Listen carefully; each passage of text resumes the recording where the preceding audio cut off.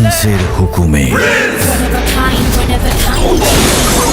Dhallywood megastar Shakib খানের বহুল আলোচিত সিনেমা প্রিন্সের P+ টিজারটি প্রকাশের পর থেকেই বাংলাদেশের গণ্ডি পেরিয়ে ছড়িয়ে পড়েছে দক্ষিণ এশিয়ার মধ্যে।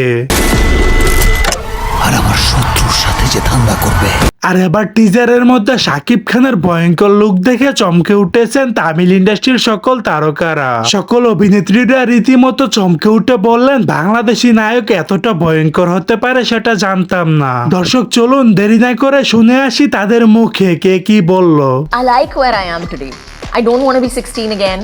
I don't want to wear a short skirt and a crop top and dance in the rain. Sorry, no offense to Simran, Rahul and Anjali ki story. Train ke baad In fact, we started even living together, I think, only like during COVID. So it's not like we've always been living together or anything. So I think so 20 to just be yourself. He's a person who I care about deeply. And yeah, he's my happy place. अच्छा लगा, कितना अच्छा लगा। अच्छा ठीक है, मैं तो खुश हूँ।